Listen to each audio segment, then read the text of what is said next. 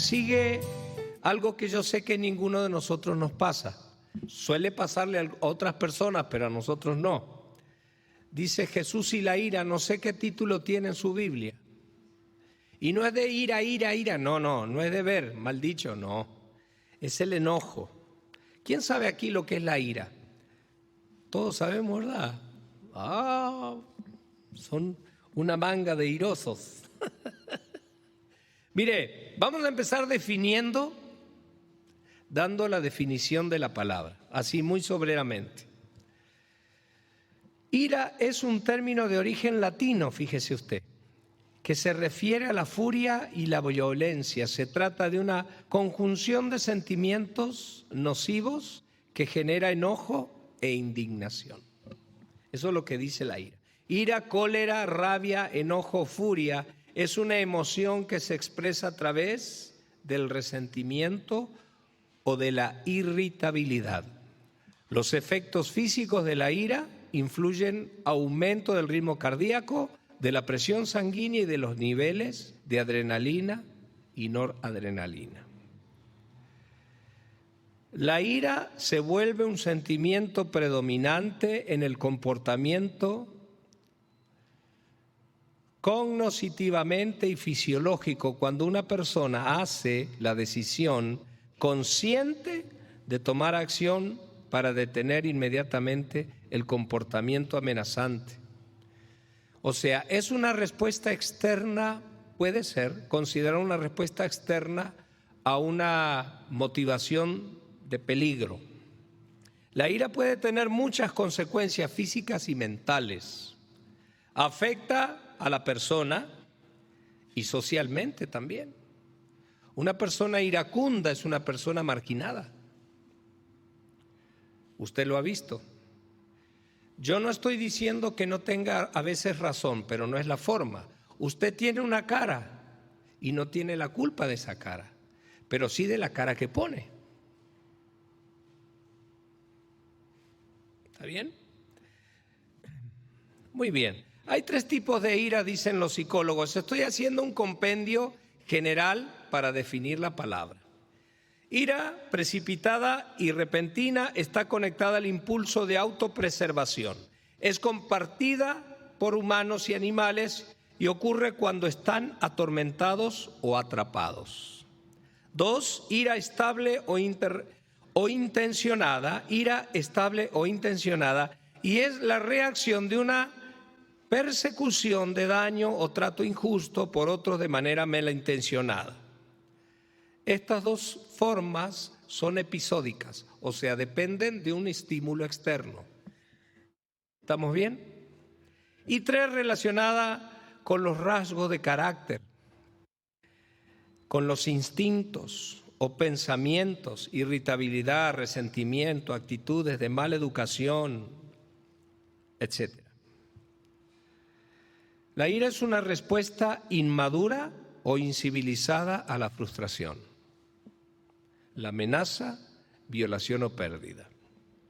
La ira está constantemente que está embotellada, constantemente embotellada, que está bajo presión, bajo tu corazón, esa que uno retiene, puede conducir a la persistencia de los pensamientos o acciones violentos, las pesadillas y los síntomas incluso físicos. La ira puede agravar enfermedades de salud mental, problemas con depresión clínica. La ira puede avivar las llamas de la paranoia y el prejuicio. Hay gente iracunda que es paranoica, que todo el mundo te mira y todo depende de ti, todo gira alrededor tuyo, ¿verdad? La incapacidad de procesar las emociones o expectativas de la vida. Un montón de sentimientos tratando de salir a la vez. Es como muchas cosas queriendo salir por un agujerito. Hay una predisposición, hay factores comunes que pueden disponer a alguien a tener ira: fatiga, hambre, sufrimiento, frustración sexual, recuperación de una herida, el uso de drogas, de todo tipo de tóxicos, los cambios hormonales. así decía el psicólogo. Y yo me pregunté si había una predisposición genética. Porque así mi abuelo era muy iracundo y el abuelo de mi abuelo también, hombre, no se les podía hablar. Y entonces tú heredaste lo mismo. Pero fíjese, el ser humano no está genéticamente predispuesto a la ira ni a la violencia. Y que la violencia no puede ser científicamente relacionada con el proceso natural de la evolución. ¿Se da cuenta? La ira no es genética, la ira no es hereditaria, no se confunda. Así somos los Juanes de los Pérez y de los Pérez de los González. No es correcto, no es cierto. Muy bien, y en todo este compendio cultural, culturízate con el pastor Daniel. No, la idea es, vamos a insertar el concepto mundano de la palabra ira a la palabra de Dios. Acompáñame por favor, Mateo 5:21, y vamos a empezar, ¿sabe por qué? Porque la palabra de Dios es una palabra viva y eficaz, es más cortante que espada de dos filos y penetra hasta partir el alma y el espíritu, las coyunturas y los tuétanos, y discierne los pensamientos y las intenciones del corazón. Y no hay cosa creada que no sea manifiesta en su presencia. Antes bien, todas las cosas están desnudas y abiertas a los ojos de aquel que tenemos que dar cuenta. Esto quiere decir que la palabra no solo regula nuestras actitudes o nuestras acciones, sino también para ir al fondo del corazón, que es donde están realmente los problemas. Antes de nuestras acciones, generalmente siempre está un pensamiento. Entonces Jesús aquí comienza a decir que el meollo de todas estas acciones está en el corazón. Cuando Él habla del corazón, en realidad habla de nuestro interior, del depósito de los archivos que usted y yo tenemos, de nuestra existencia. Somos seres relacionales que aquilosamos y guardamos cosas que son buenas y cosas que no lo son tanto. El Señor nos dice, mire, hay que empezar del cuartito de atrás la limpieza, ¿verdad? Porque si no cambia tu corazón, la conducta es muy difícil de cambiar. ¿Sí? Porque basta que te rasquen tantito y ahí sí, ahora vas a ver de qué estaba hecho el asunto. No, si brilla como el oro, sí, ráscale, vas a ver. Uy, hermano, no sabía de qué estaba. Fíjese, Mateo dice, déjame leerte algo que dice en Santiago 1:19. Por esto, mis amados hermanos, no todo hombre sea pronto para oír, tardo para hablar, tardo para airarse, porque la ira del hombre no agrava la justicia de Dios. Porque la ira del hombre no obra la justicia de Dios. Por lo cual, desechando toda inmundicia y abundancia de malicia, recibid con mansedumbre la palabra implantada, la cual puede salvar vuestras almas. Tampoco depende la ira de las etnias. Esos son guerreros y son difíciles. No se confunda. Usted es un hijo del Señor, pertenece a la etnia eterna de los hijos de Dios. Olvídese de todos esos rollos. Y el Señor Jesucristo empieza a desarrollar ese proceso y dice, mira, oíste que fue dicho en los antiguos, no matarás, y cualquiera que matare será culpable de juicio. Se puede leer literalmente, oíste literalmente que fue dicho a los antiguos. Jesús dice, el mandamiento que se le dio a nuestros padres, que no matarás, lo puede entender literalmente, pueden entenderse literalmente lo que fue dicho a los antiguos. No asesinarás y quien asesine merece ser condenado a muerte. El que mate tiene que morir, en una palabra. Pero sigue diciendo nuestro Señor en el versículo 22, pero yo os digo que cualquiera que se enoje contra su hermano será culpable de juicio. Y cualquiera que diga necio a su hermano será culpable ante el concilio. Y cualquiera que diga fatuo, quedará expuesto al infierno de fuego. Está mal que nos enojemos y que provoques a ira a un cercano. El Señor aquí también nos dice, cuidado con hacer enojar, porque al hacer enojar a una persona, también estamos provocando sus reacciones. En este caso, el Señor habla del asesinato, porque era el ápice de la cuestión, no matarás, y matar eres culpable. Está diciendo, el problema no solo es matarlo, sino el daño también muy grave es hacerlo enojar. Lo que significa que hacerlo enojar ya es comenzar la muerte de esa persona. Entonces el problema no es que te enojes, sino hacerlo enojar también.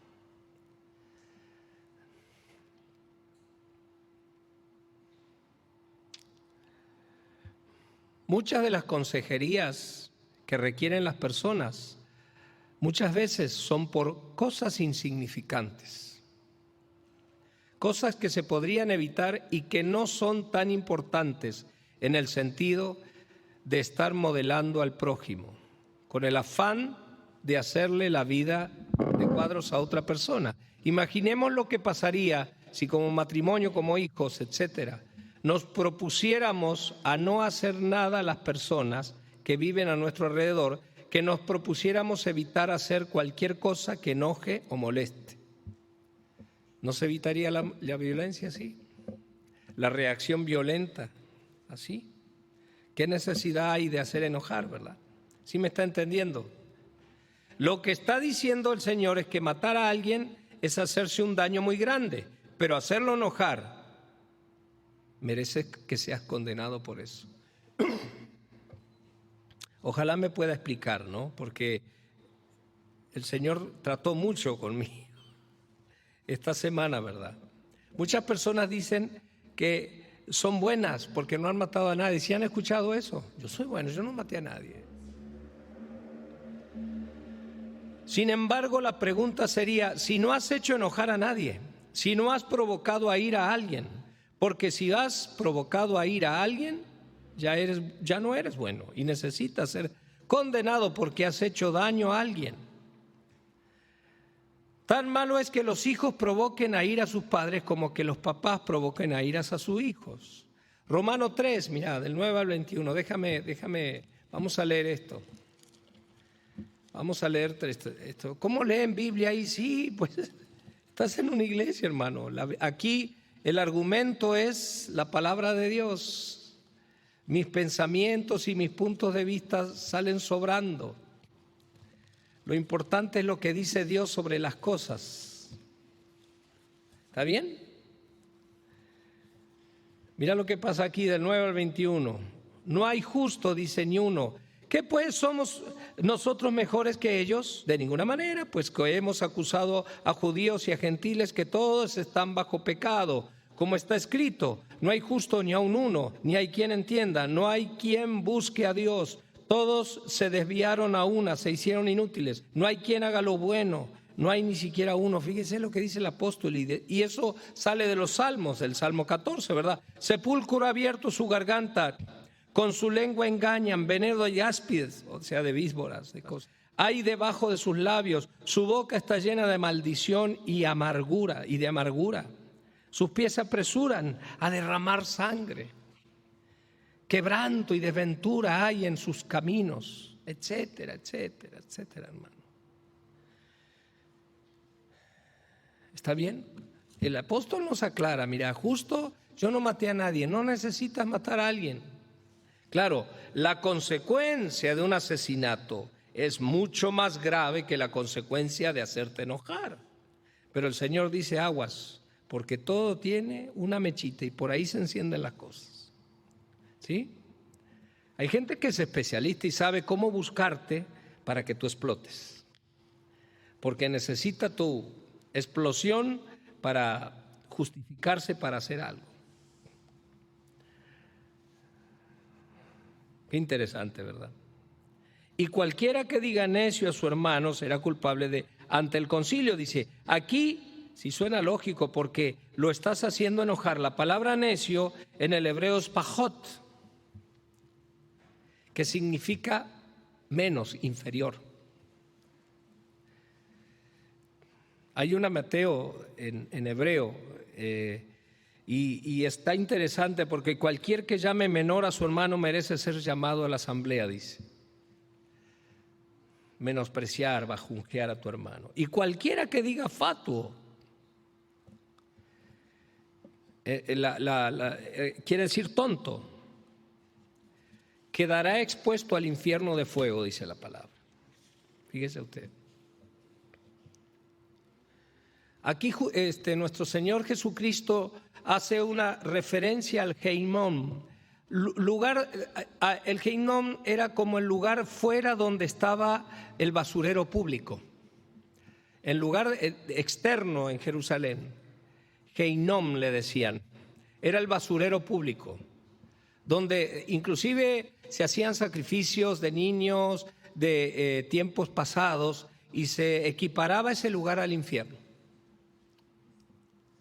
Entonces la decisión de Jesús es que está el hacerlo enojar, llámele inferior o decirle que es un tonto, ya te hace estar expuesto al infierno.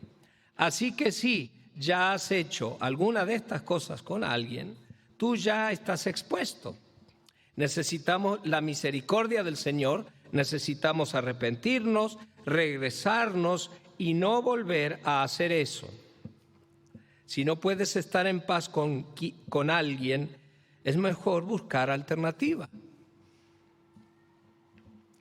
Esto es muy importante para los matrimonios que continuamente viven enojándose, odiándose, siendo odiosos, molestándose, hasta por cualquier cosita.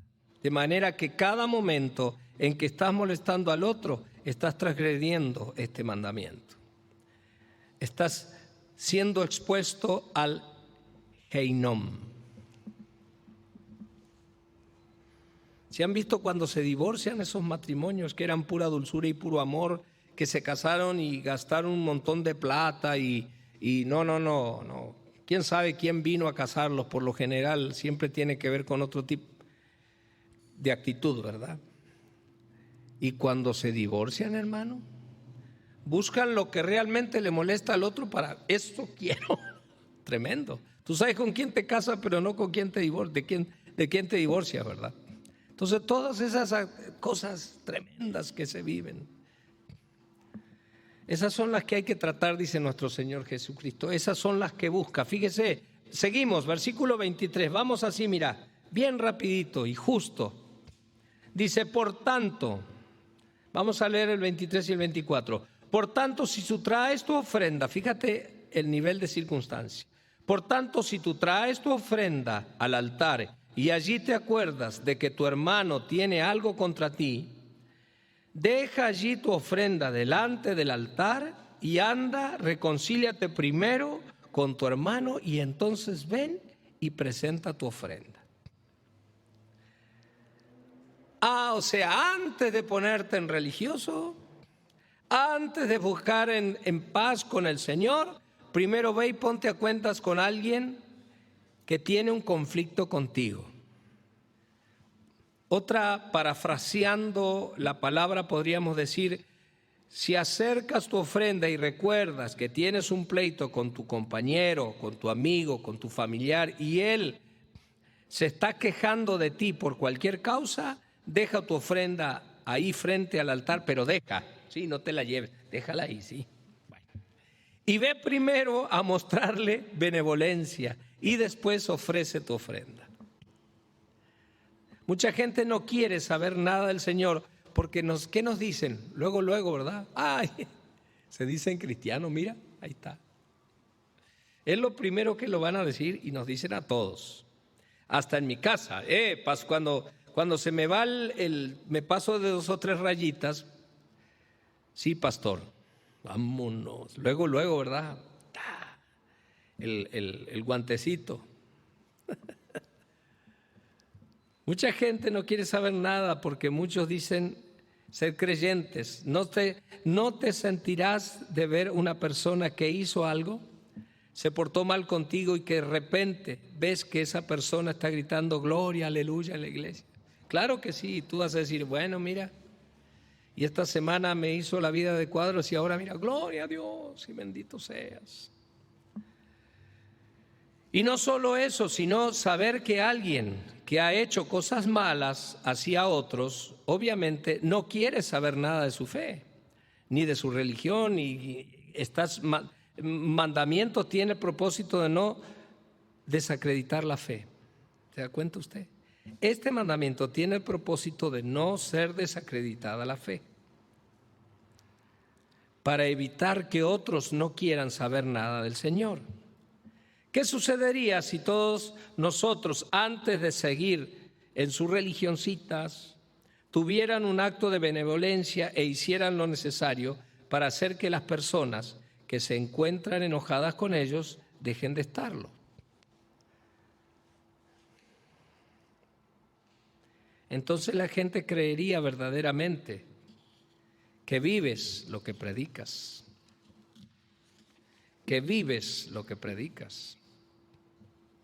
A veces yo les he dicho muy así, muy humildemente, lo que viene a mí.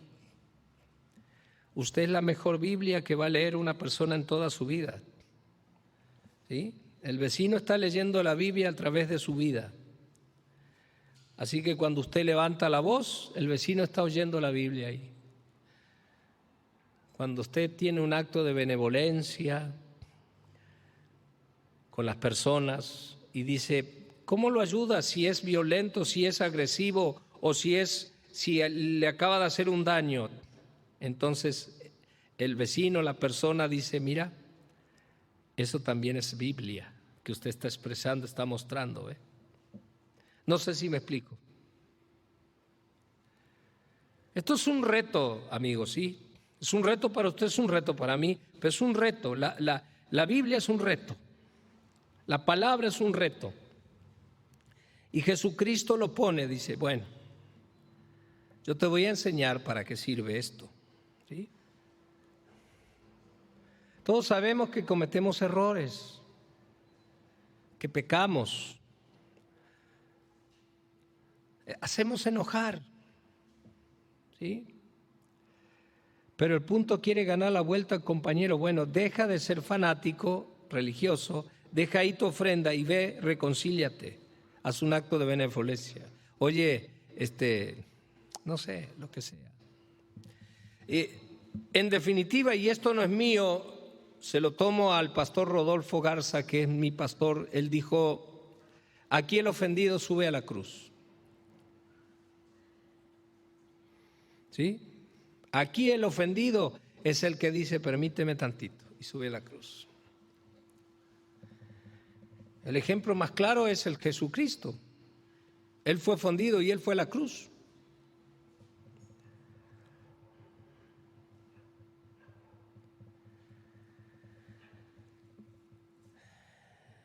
A veces alguien me dijo, hay gente que predicando esta palabra, ayer me decía, ustedes son los protestantes. Y yo me quedé, yo no protesto de nada. Luego, ¿verdad? Te ponen el título ahí, protestante. No sé, el problema es leer la Biblia, ¿me entiendes? Cuando tú asumes, y sabes, si empiezas a decir la palabra tal y como es, cómo se notan las falencias, cómo nos expone la palabra cuando empezamos a escudriñarla, ¿ves? Que no tenía nada que ver con esa religioncita que uno traía por herencia o por concepto o por los yo pienso y yo lo imagino. No, la palabra directa te expone y quedas ahí, ouch, en offside, ¿verdad? En medio, oye, no hay defensores, te quedaste en offside con la pelota, ¿eh? Y a veces haces enojar. ¿Y cómo resolvió? Porque Jesucristo, ese era el problema. Él fue y expuso la palabra y los hizo enojar a todos lo querían matar. ¿Se acuerdan? Curando gente en Shabbat, así, levantando a gente muerto, Lázaro lo levanta de la tumba, hombre. Cosas así extraordinarias. Estaban enojados, le querían dar cuello. ¿Y cómo hizo Jesús? ¿Cómo salvó a su pueblo que tanto amó y que tanto ama? Subiendo a la cruz él. ¿Cómo se resuelven esos conflictos de que molestas o dejas? Subiendo a la cruz. Subiendo a la cruz. Aquí el ofendido sube a la cruz. Y cuando comienzas a hacerlo, empiezan las cosas a tener otra magnitud alrededor tuyo. Y encuentras una paz que sobrepasa todo entendimiento.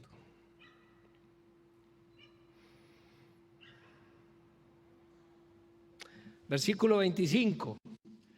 Ponte de acuerdo con tu adversario pronto, entre tanto que estás con él en el camino, no sea que el adversario te entregue al juez y el juez al alguacil y seas echado en la cárcel. ¿Ok? De cierto te digo que no saldrás de allí hasta que pagues al último cuadrante, en una monedita de cobre. Tienes que ser la persona agradable, tienes que evitar a la gente tenga algo contra ti, tienes que evitar ser tropiezo a los demás. ¿Sí me estás entendiendo? El asunto es que el Señor dice, no seas una piedra de tropiezo, ¿sí? Podemos tener la mejor doctrina y pensar incluso que tenemos toda la verdad. Cuando tú tienes razón y yo porque es injusto, está bien, pero no es la manera, no es el método, no es la circunstancia. ¿Sí?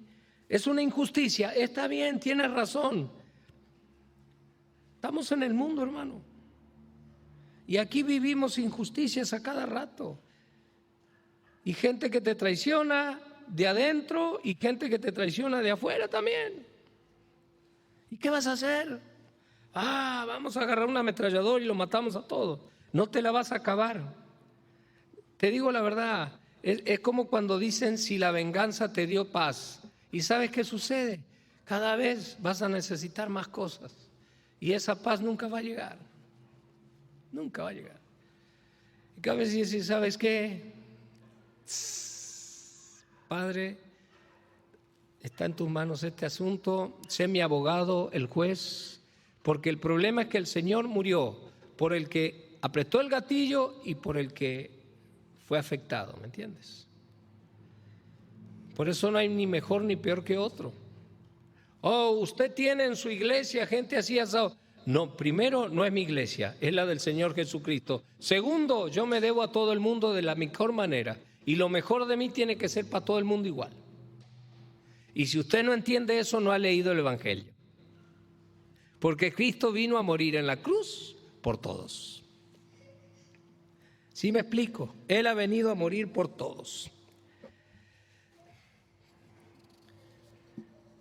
Yo para terminar quiero dejarles una reflexión que vino de parte de nuestro Señor. Cuando estaba estudiando toda esta palabra y que realmente sí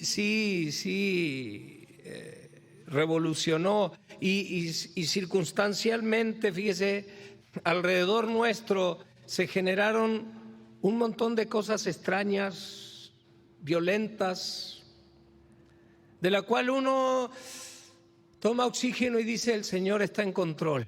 Padre Dios Todopoderoso, asume y acude a nuestros siervos, porque aquí estamos.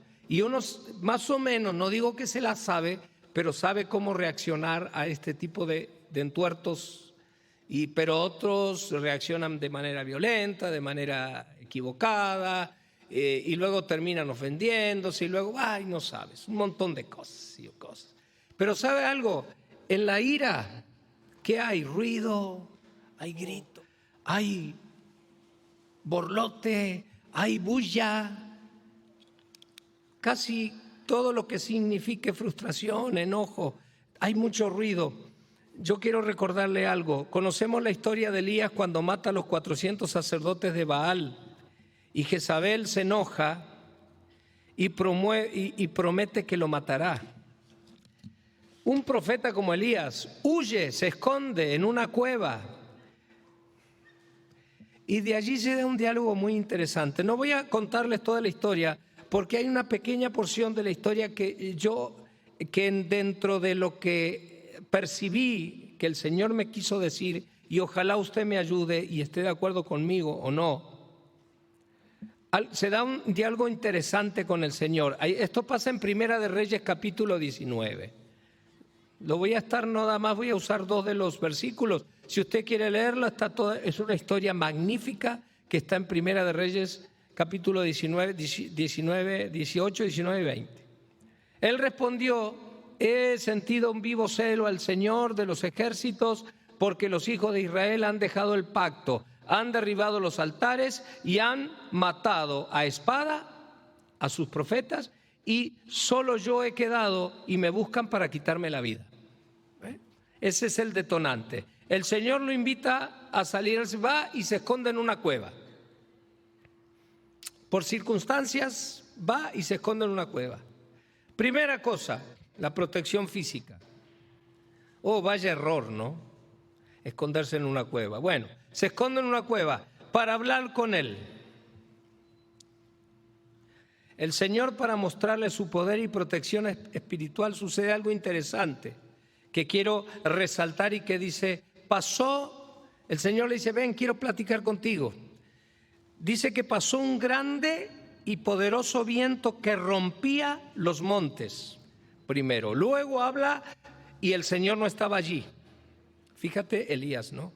Dice, no, el Señor no está en el borlote, en el griterío, en el roncadero, en el que te dije que no me dice, la justicia es así porque es injusta. El Señor no estaba en ninguna de esas cosas.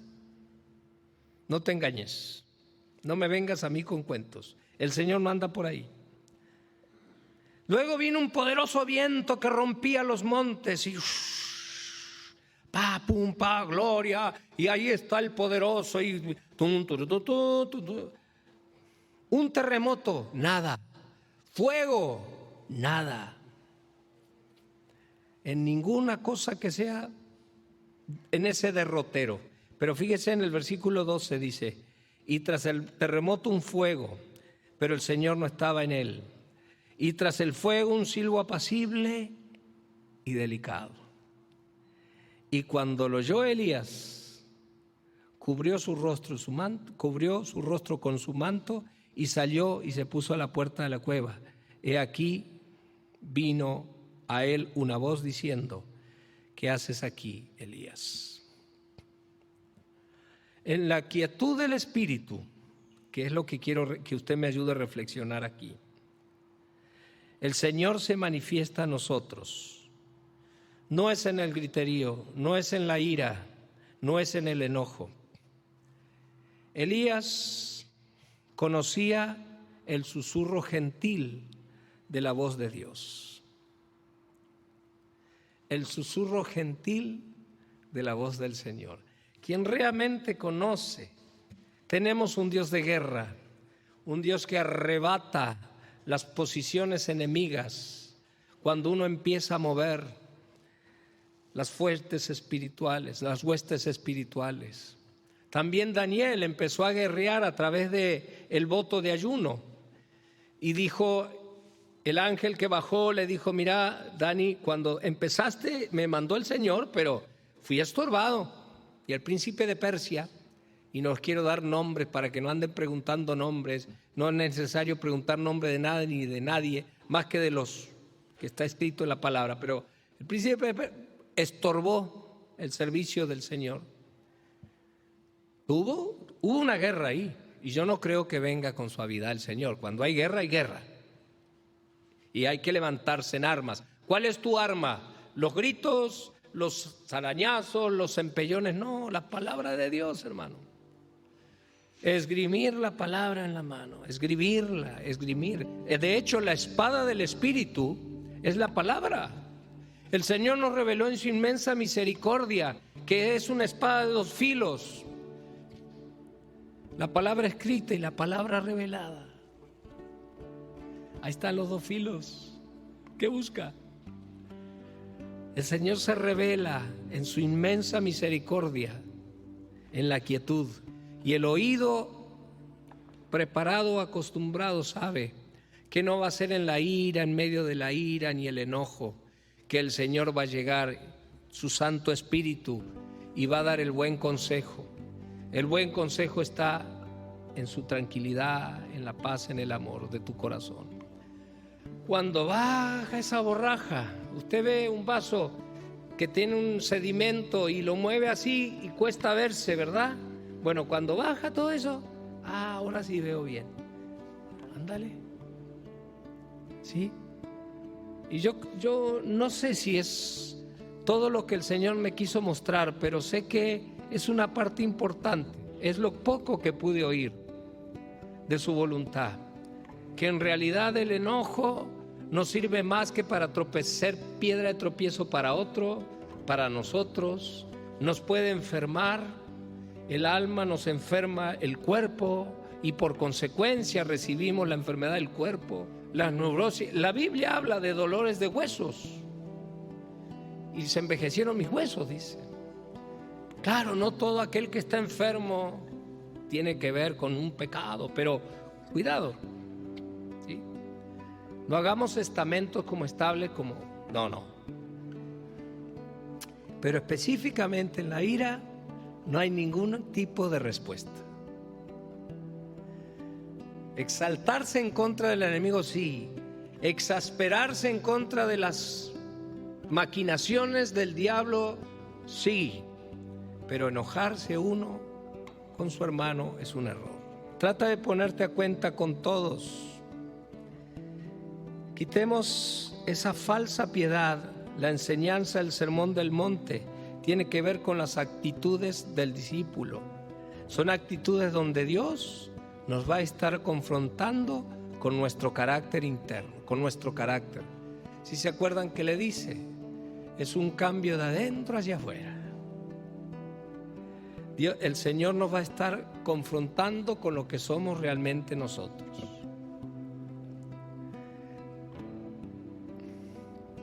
Hay frutos del Espíritu, hay un Gálatas, hay un Primera de Corintios capítulo 13, sí, hay muchas cosas, pero hoy hablamos de él. Yo le voy a invitar